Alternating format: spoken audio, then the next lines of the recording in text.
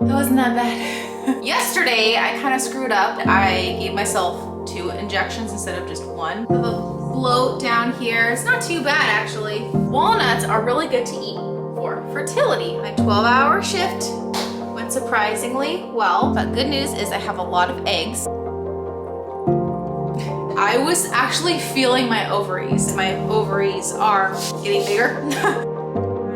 Pretty disappointed about this whole thing. I didn't expect it to happen like this. Yeah, I just thought, I got so many eggs, I was like, oh, I don't have to do that again. I can just like have all these embryos and just transfer as many as I want. Nope, that's not how it's working out. My second week of IVF, this is egg retrieval week. Each circle is a follicle, and the hope is that each follicle has an egg in it. For sure, I'm giving myself the trigger drug tonight. It's my last injection. Yes. And I am definitely feeling my ovaries walking, and I'm like, oh my gosh, I feel so full. I'm really fast to wake up from anesthesia. Apparently it's a redhead thing. This is what's bothering me the most. Gosh, and I have a bruise there too from the injections. Normally I have a flat stomach. I'm struggling today with body image issues. I am on high alert for a syndrome called OHSS. It takes about 5 days for the ovaries to shrink back down to their normal size. I got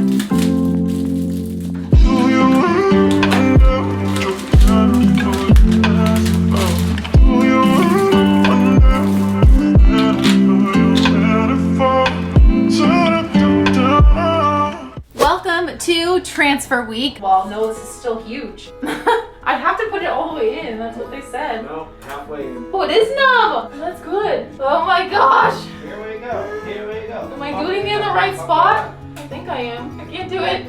Huh? I can't do it. Ah! Hey, you did it. I did it. Cheers to the next 12 weeks of estrogen 3 times a day, twice a day vaginal progesterone, and progesterone injections. It's transfer day. Like, it's been so many years of me waiting for today to happen, and it's actually happening.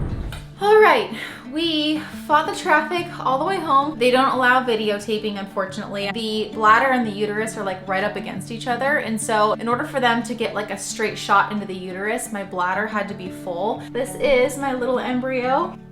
So the first hour after implantation is very crucial. So I had acupuncture right after my embryo transfer, and that was really nice. I had it for an hour. The whole thing took maybe top 7 minutes, as I got to watch the embryo get like sucked up by this like a catheter, I guess. And so I got to watch it live on the screen as the embryologist was doing that. And then of course they hand it off to my doctor, who then puts it up my vagina in a very specific spot in the uterus, and then lets it go and then pulls the catheter out. People were asking me about it, and I was like, you know what? It's just like medical sex. I picked it up and I ran to the bathroom because I didn't want anybody overhearing me. She said, Brittany, you are really pregnant. I was like, what? I was stunned. I mean, this whole time I've been preparing my mind and my heart for a negative test. I honestly, I don't believe it. This might actually have worked.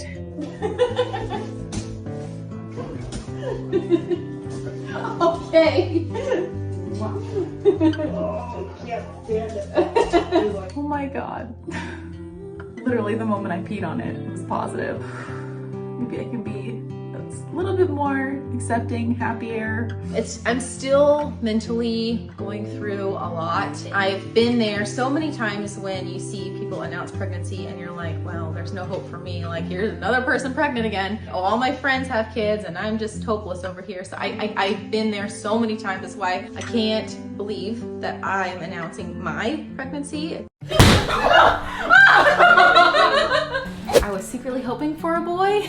I'm having a son. It's a little mind-blowing. We just got home from my 20-week ultrasound, which was the anatomy scan. And oh my gosh, you guys, she put that ultrasound to my belly. I saw the baby and I was like instantly blown away. A lot happens from week 10 to week 20. So much detail I saw on this baby, and it was just magical, you guys. Quite big. He's measuring in the 94th percentile, and I was like, my OB doctor referred me to this maternal fetal medicine listen, doctor, because this is an IVF baby, number one, I'm at higher risk. Number two, the baby's at higher risk. So one of the tests I have to do is a fetal echocardiogram. The other test this doctor recommended, once I reach 36 weeks, it's called a fetal stress test. I think that's what it's called. Throughout the whole ultrasound, he was doing somersaults and moving, and every time she would try to get an image of his face, he would like cover his face with his hands. Now I feel him moving. He is mad.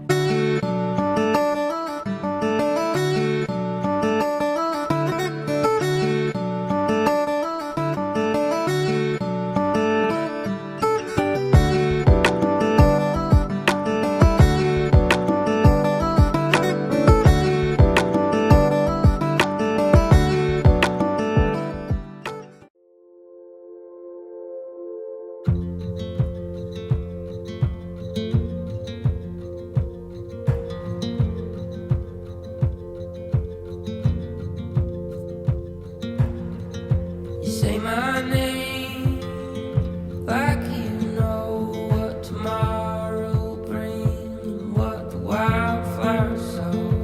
You got seeds in your pocket that steady grow. It's a wild world.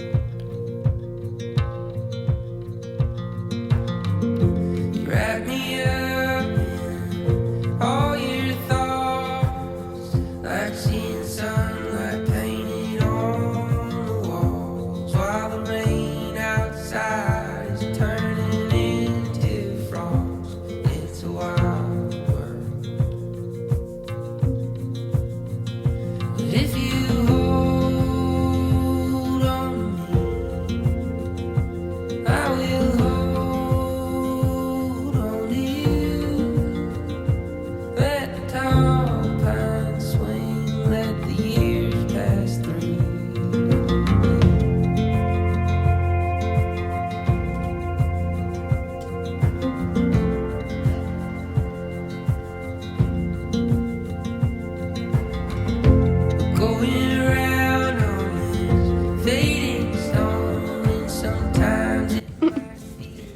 To Josh. Once again, of course I'm going to eat the apple fritter fruit to balance it out. Oh, look at this. I had this. When did you get me this? Like on Saturday. This is really good. When was it? Probably the first day. Yeah. Or second day. Oh, all the treats, so I don't have to eat hospital food. This is some juice to wake him up more. He doesn't like to be awake in the morning. He needs to wake up so they can start the induction meds. Yep, wake up. Is it 1:15? Yeah. Water broke. Yeah. This is your mom trying to push you out. Your mom's hanging in there. There's her poop. Stop crying. He's just telling me about his journey. Comfort on these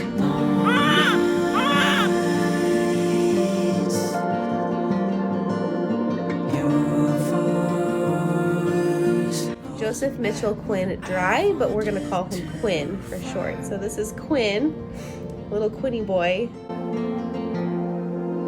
floating outside of my body, fearful, but I know you've got me. Yeah, newborn life, you guys, is very hard. There's a lot of sleepless nights. Pretty much every night is a sleepless night. Trying to figure him out, brand new mom, navigating breastfeeding. It is a lot. But when you've worked so hard to get to this point, and I didn't think I'd ever be a mom, it is totally worth it. I kind of just spend a lot of my time staring at him, just like in utter disbelief still. Like, oh my gosh, I'm a mom. I have a son to this beautiful child. Like, I just find myself crying happy tears a lot. Okay, let's burp. For me, most of my postpartum mental health has been anxiety and worry. It's easy to get yourself lost in postpartum, like not know who you are anymore, and to try to find yourself again and to realize like I'm not the same person as I was before I had him is very daunting and very scary. Have that responsibility of keeping a little human alive and trying to figure out your life around him. It's just a lot. And like I mentioned earlier in the video, it's not talked about. You're not warned about this. Eyes come bring me comfort on these long nights.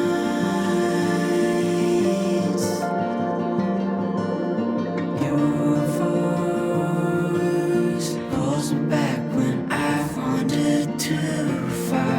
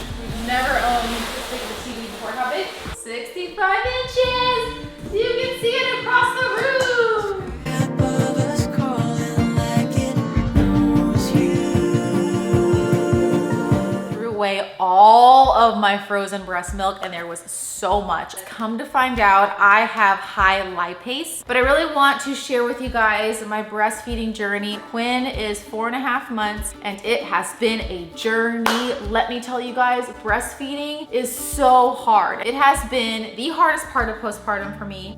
I start my day off with a huge mason jar of water, and I put electrolytes in it. I used to just do lemon water, but now that I'm breastfeeding, I need to boost my milk supply. So electrolytes have really helped me with my milk supply. And if you guys are going through IVF, make sure you get adequate electrolytes in your system too, not only hydration. Very important for us to eat our grains organic. Brazil nuts are really high in selenium, which is a mineral vital to thyroid health. Explain to you guys the plan for baby number 2. I cannot believe I am already talking about this. So the 2 remaining, they're the same. The 2 remaining that I have are day 6, not day 5. Quinn was at day 5. They're day 6, hatching blastocysts, and they're BC. Welcome to today's video. It is going to be another Q&A. And anxiety going into transfer. I am so scared it will fail that I keep putting it off. Yeah, I was very scared too, because the thought of it failing terrified me. But again, it's like fear of the unknown, and also just reminding yourself that like you give it your best shot and that's all you can do is just your best. Anything during pregnancy you wish you would have done differently. So I'm still mourning the fact that I basically mentally missed my entire pregnancy because I was guarding my heart so much, thinking that if I allowed myself to like fully enjoy the pregnancy and be happy about it, then something bad was gonna happen. I think you need to start walking. Yeah. Mom gets sore at the end of every day because she can't carry you anymore.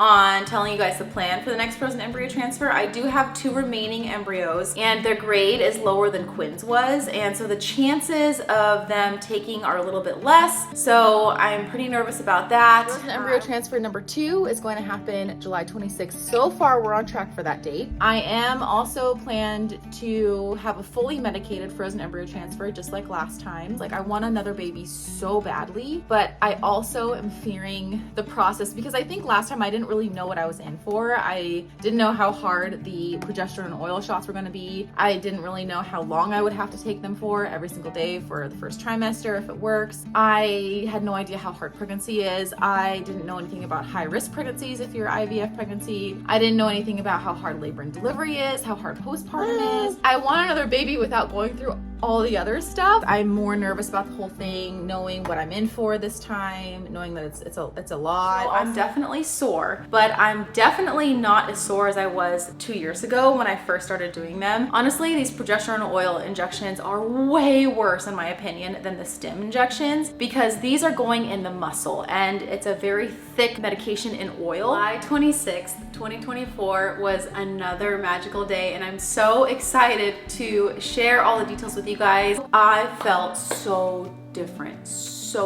and I know it's because I'm already a mom. My desire to have another one is so much more this time than it was with Quinn, and I think it's because I'm already a mom and I've been through it. I would love to give Quinn a sibling. I don't know, seeing the embryo on the screen just like hit me just a whole nother way than when I saw Quinn's embryo. And also, like, it just took so much more effort for me to get here. 18 months, you guys. He's almost 18 months. I'm just like, what? I mean, the time is just going. He's now walking, you guys.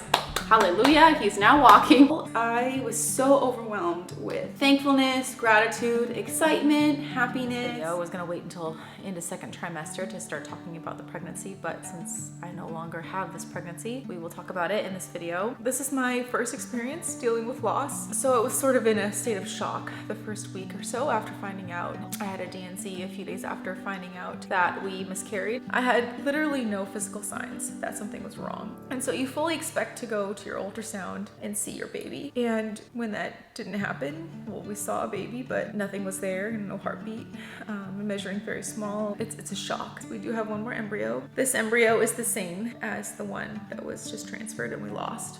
It's a day 6. Hatching blastocyst BC. This is part of how I can move on. I have to tell myself this was clearly not the right time. And I just have to hold on to hope. And so for our next frozen embryo transfer, our final one, we only have one more embryo. I'm gonna wait until 2025, so get through the new year, and then I'm kind of playing around with the plan of spring of 2025. I am going to be starting a series of videos on how I'm recovering from loss and how I'm getting myself healthy again. What I have to focus on that is hope, faith, and exciting future plans. I'm gonna fight back from this, and I ultimately want to get myself healthy again. I am gonna get my splits back, working on my handstands still. Love getting back into my workout. Like, I know I need to quote unquote move on and heal, you know, keep going in life, keep moving forward, even though this loss is always gonna be with me. So all of my hormone levels, estrogen, testosterone, and progesterone, are super low, like critically low. Like, my body is not producing any hormones basically, and trying to get my body to produce them with these supplements. So let's get into that now. Is this herbal tincture. This tastes really nasty. A teaspoon every morning when I wake. I am 3 months post DNC. My DNC was August 30th and I am still bleeding. I went in for a SIS ultrasound last week. What they did see was some sort of it looked like a white blob in my uterus, and they don't know what it is. Now I'm going to go in for a hysteroscopy next week, so November 20th in Seattle. Ultimately get to the bottom of why I'm still bleeding, even on the birth control pill. Written January 1st, 2025. Dear 2024, you were a lot. In all the years before you, I knew who I was. With all this confusion and grief, I'm utterly heartbroken. So, dear 2024, I know I will thank you someday when I am ready. Only when something has been destroyed is when it can become brand new again. I pray my brand new self in 2025 finds the happiness in the sadness. I will never stop loving you.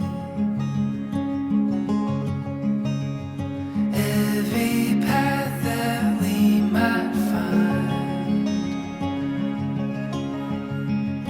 light of day or black of. So there's no easy way of saying any of this, but you know the saying that says all good things must also come to an end. And yeah, this is goodbye. You guys who follow on Instagram already know you guys have been so sweet. No joke, it has taken me over a week to respond to all of your DMs. I haven't even gotten to all the comments on the posts announcing that I will be leaving social media. So I'm announcing to my YouTube family that yes, I will be leaving social media by the end of this month, January. So this is my last video I'll be making, and I don't want to ever say I'll never be on social media ever again, or I'll never be on YouTube ever again. For now though, I am leaving. I don't know for how long. I don't know if I'm ever gonna come back, but I didn't want to just take a break because that still puts pressure on me to come back, and I just don't know what's gonna happen in 2025. So it was kind of gonna get into like a lot of explanations as to the reasons why I'm leaving. I'm not gonna get into all the details. It's just gonna be a lot and probably boring, but just know that I have given this so much thought and I've lost a lot of sleep over it. And you know, ever since the miscarriage, I have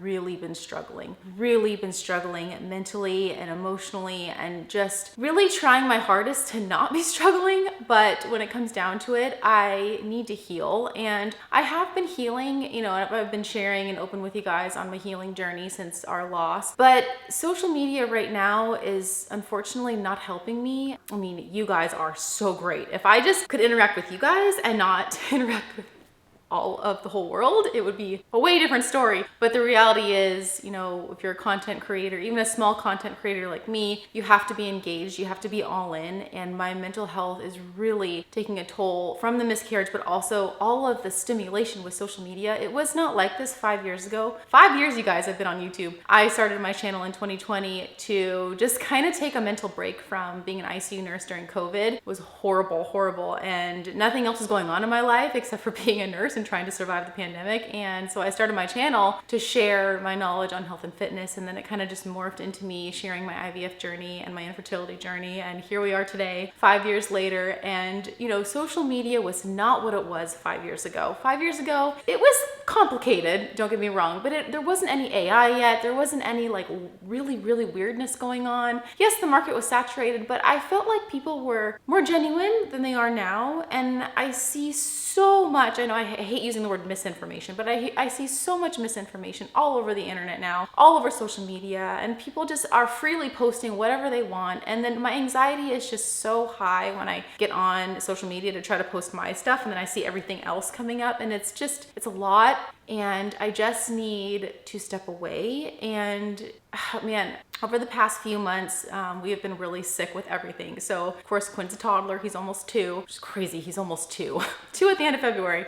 We are in full-blown toddlerhood of crazy sicknesses. All 3 of us got COVID in October. And then in November, Quinn got a double ear infection and pneumonia. So he was really sick in November. And then in December, at the end of December, we all got influenza A. And then we just a week ago recovered from the stomach flu norovirus, which was awful. So we've really been sick nonstop since October. And so there have been many days of rocking Quinn, many hours of just trying to recover. But there was a lot of time I had on my hands away from work and away from social media to think about things like this and like really ask myself, Brittany, what do you need right now? What do you need into the new year of 2025? And my heart kept telling me to stop social media, close all my platforms, really take a big step away, close it all down. And I think that's what I really need to actually heal. And, you know, on top of that, I had already kind of decided not to share my last transfer with anybody, just my immediate family. And the reason for that is it's our last embryo. The loss that we just suffered 6 months ago now has taken such a huge toll on me that I don't know that I have it in me to share our last and final transfer, because if it doesn't work or it ends in miscarriage again, I am going to be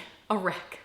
I have therapy in place. I have different things I'm putting in place to help me with that if it does end in miscarriage or it doesn't work. But then if it does work, if I do get pregnant successfully with our 3rd transfer, I am going to feel guilty and bad for sharing good news, just because now I can relate to all of you who don't have good news yet, who have suffered a lot of losses, and it just puts me in a really weird place to share our final transfer. I don't know if any of this makes sense. We are still planning on doing our last transfer in the spring, so I'm thinking around May timeframe, and that's if I feel like I'm ready. Yeah, so I already had it in my mind I wasn't gonna share our next transfer, and that just kind of like got me thinking, well, you know, what else do I have to share? And you know, not only do I need to take a step back to heal, but I also feel like I've shared everything that I've set out to share, and I've come such a long way, I feel like, and you guys too with me. I'm so desperate for change in 2025. I need to heal. I feel like I've shared everything that I've wanted to share and set out to share. And then on top of that, Quinn will be 2, and he is so aware of everything. He is not a baby anymore. He's definitely a little kid now. And I need to role model being off my phone. I don't know if I want social media in our house right now with him becoming a kid. And I'm really trying to figure out how to navigate social media, internet, all those things with now having a child. I definitely know that I need to role model being off social media around him, being off my phone. And that puts me also in a tough place because, you know, my channel has been growing a lot, you know, my Instagram and everything. And it's like, I get so many DMs and so many things going on now that like I have to be on my phone a lot. And Quinn is only down to 1 nap, like 2-hour nap in the afternoon. And that's how I can film this right now, is he is down for his afternoon nap. And that's the only time I have to myself the whole day. Otherwise, he's always with me. Otherwise, the days that I'm not here, I'm at work. And there's just not a whole lot of time anymore. When he was a baby, he slept a lot and, you know, he wasn't that aware. And now it's like, okay, I need to be present. I really need to be present with him. I only got 1 shot at this parenting thing, and that's it. So I hope you guys understand me leaving. I am closing down Instagram, Facebook, and YouTube by the end of January. And by closing down YouTube, I mean I'm not going to be making any more videos, but my channel will still be up, so you can still access the videos and you can comment if you want, but I probably won't respond. I'm really hoping someday I will come back. I just don't know when that will be. In terms of Instagram, I might be setting up a private one because I have made quite a few friends with you guys through Instagram that I don't want to lose. I might be doing that. But for the time being, everything's going to just just gonna be closing down. So here's to my healing journey in 2025 and preparing my heart, mind, everything for our next transfer. Yeah, I never thought I would leave. I never thought I would be done sharing, but never say never. And never say never in maybe I will come back. I don't know. I just want to say a huge thank you to all of you guys who have supported me through my IVF journey and my infertility journey, who have regularly commented encouraging words at one point when I was struggling. Like, you guys are so great. I do not have the adequate words to tell you guys how grateful I am for this community here on YouTube and on social media, on Instagram. You guys have made such a big difference in my mental health, in my journey. All of the kind words, encouragement, you guys are so sweet, especially when I was going through our loss. The amount of love I felt from you guys was incredible. Man, we really have been through a lot together, you guys, and I just didn't think it would end, but everything is telling me that I need to stop and take care of myself and let the craziness of this world just kind of go on around me, and I just need to focus on me. But you know, I came on YouTube to help people. I came on YouTube to share my infertility journey and my IVF journey in hopes of supporting any other person that was going through what I was going through. But I found the opposite. I found that actually I was the one being supported. I felt like I was the one being helped more than I was helping you guys, and I never expected that. Oh gosh, I'm telling you, I am so thankful I decided to start my channel, even though it's like probably one of the hardest things I've ever done in my life. Starting a YouTube channel was really hard. Trying to figure out like how to do it, and the algorithm and SEO and all these things, and editing and filming and being on camera. It's really hard. Filming myself and then editing myself is quite eye-opening, let me tell you.